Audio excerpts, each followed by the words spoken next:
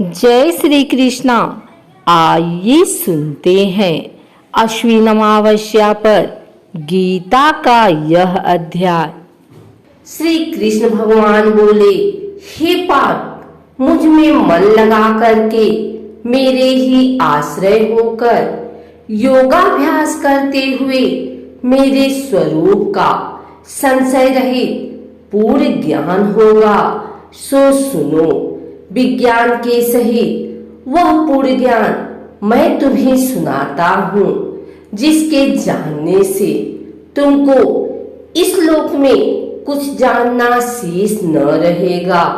सहस्त्रों मनुष्यों में से कोई एक सिद्ध प्राप्त के लिए यत्न करता है, और उन यत्न करने वाले सिद्धों में से जो कोई भी मुझे ठीक से जान पाता है, पृथ्वी, जल, अग्नि, वायु, आकाश, मन, बुद्धि और अहंकार, यह 8 प्रकार की मेरी प्रकृति माया है। इस प्रकृति को अपरा, अचेतन अर्थात जड़ कहते हैं। और हे महाबाहो, इससे दूसरी प्रकृति चेतन है, जिसने संपूर्ण जगत धारण किया है। इन्हीं दोनों प्रकृतियों से सब प्राणी मात्र उत्पन्न होते हैं। ऐसा जानो, यह प्रकृतियां हम ही से उत्पन्न हुई हैं। इस प्रकार जगत की उत्पत्ति और प्रलय का कारण मैं ही हूँ। हे धनंजय, धागे में जिस प्रकार मणि पिरोई जाती है, उसी भांति यह संसार मुझ में गुथा हुआ है। मुझसे परे और कुछ भी नहीं है। हे कुंती पुत्र, जल में, रस में मैं ही हूँ। चंद्रमा और सूर्य में प्रभा मैं ही हूँ। सब वेदों में प्रणव मैं ही हूँ। आकाश में शब्द तथा पुरुषों में जो पौरुष मैं ही हूँ। हे अर्जुन, पृथ्वी में जो सुगंध है तथा अग्नि में तेज मैं ही हूँ। सब प्राणियों में जीवन और तपस्वियों में तप मैं ही हूँ। हे पार्थ, संपूर्ण प्राणियों में सनातन बीज रूप मुझको ही जानना। बुद्धिमानों में बुद्धि रूप और तेजस्वियों में तेज मैं ही हूँ। हे भारतगर, काम और रोग रहित बलवान पुरुषों में बल और पुरुषों में धर्म के विरुद्ध न जाने वाला काम मैं ही हूँ। जितने सात्विक, राजस, तामस पदार्थ हैं, वे सब मुझसे ही उत्पन्न हुए हैं, परंतु उनमें मैं नहीं रहता हूँ, ये मुझ में है। सत्व, रज, तम, ये तीनों गुणों के भावों से यह सारा संसार मोहित हो रहा है। इस कारण यह इससे परे मुझ अव्यय परमात्मा को नहीं जानता। मेरी यह गुणोमयी और दिव्य माया अत्यंत सुंदर है। जो मुझको अनन्य भाव से भजते हैं, वे इस माया को पार कर जाते हैं। जो पापी, मूढ़, नराधम माया ने जिनका ज्ञान हर लिया है और आसुरी भाव ग्रहण किए हुए मुझको नहीं पाते। हे भारत श्रेष्ठ अर्जुन, 4 प्रकार के मनुष्य मुझको भजते हैं। दुखिया, जिज्ञासु, ऐश्वर्य की कामना करने वाला और ज्ञानी, जिनमें सदा मुझ में एकाग्र चित्त और केवल मेरी, क्योंकि मैं ज्ञानी को अत्यंत प्रिय हूँ और वह मुझको प्रिय है।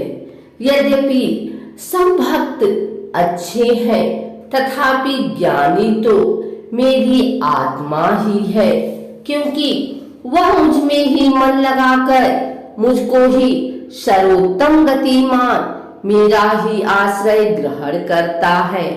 उनके जन्म के अनंतर ज्ञानी मुझे पा लेता है। ऐसा महात्मा अत्यंत दुर्लभ है।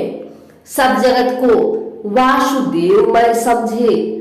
अपनी अपनी प्रकृति के नियम के अनुसार मनुष्य भिन्न भिन्न काम वासनाओं से अज्ञान में डूबकर उन फलों की चाहना से अन्य देवताओं के अधीन होकर उनकी उपासना करते हैं। हे अर्जुन, जो भक्त श्रद्धा पूर्वक जिस जिस देवता का पूजन किया करते हैं, उन पुरुषों की उस श्राद्ध को मैं दृढ़ कर देता हूँ। वह उस श्रद्धा से युक्त होकर उस देवता की आराधना करता है, फिर उसको मेरे ही रचे हुए काम फल प्राप्त होते हैं। परंतु उन अल्प बुद्धि वालों का फल नाशवान है। देवताओं की आराधना करने वाले देवताओं को मिलते हैं और मेरे भक्तजन मुझ में मिल जाते हैं। मेरे अव्यय अविनाशी अत्युत्तम स्वरूप को न जानकर मंदबुद्धि लोग मुझे अव्यक्त को व्यक्त देहधारी मानते हैं। मैं योग माया से आच्छादित होने के कारण सबको नहीं देखता हूँ। उसमें मूढ़ लोग अन्न आदि तथा अविनाशी मुझको नहीं जानते हैं। अर्जुन, मैं भूत भविष्य और वर्तमान के सब प्राणियों को जानता हूँ, पर मुझे कोई भी नहीं जानता। हे भारत, हे परतम, इच्छा और द्वेष उत्पन्न होने वाले सुख दुख आदि द्वंद्वों के मोह से जगत के सभी प्राणी भ्रम में फंस जाते हैं। जिन पुण्य आत्माओं के पाप नष्ट हो गए हैं, वह पुरुष द्वंद्व के मोह से छूटकर दृढ़ निश्चय करके मेरी भक्ति करते हैं। जो मेरा आश्रय लेकर जीवन मरण के दूर करने के अर्थ प्रयत्न करते हैं, वे पुरुष पर ब्रह्मा आत्मज्ञान और संपूर्ण कर्म को जानते हैं। जो आदिभूत अधिधीर और अधिज्ञ इन सब में व्यापक मुझे जान जाते हैं, वे समाधि निष्ठ पुरुष मरण काल में भी मुझको जानते हैं। श्री नारायण जी बोले, हे लक्ष्मी, अब 7वें अध्याय का महात्म्य सुनो। एक पटेल नाम का नगर था, जिनमें शंकुकुल वैश्य रहता था। वह व्यापार करने को नगर के बाहर कहीं को जाता था। रास्ते में शंकुकर को सर्प ने डसा, वह मर गया। उसके साथी उसकी दाह क्रिया करके आगे को सिधारे। जब लौटकर घर में आए, उसके पुत्र ने पूछा, मेरा पिता शंकुकर कहाँ है? उन व्यापारियों ने कहा, तेरे पिता को सर्प ने डसा था, वह मर गया और यह पदार्थ तेरे पिता का है, तू ले ले। 1 करोड़ रुपया दिया और उसकी गति कराने को कहा। क्योंकि वह अवगति मरा था, उस बालक ने अपने घर आकर ब्राह्मणों से पूछा कि सर्पदशी की गति कैसे करानी चाहिए। पंडितों ने कहा, नारायण बलि करवा दो। ऊंट के आटे का पुतला बनाया, चुनिया चढ़ाई, जैसे विधि किया।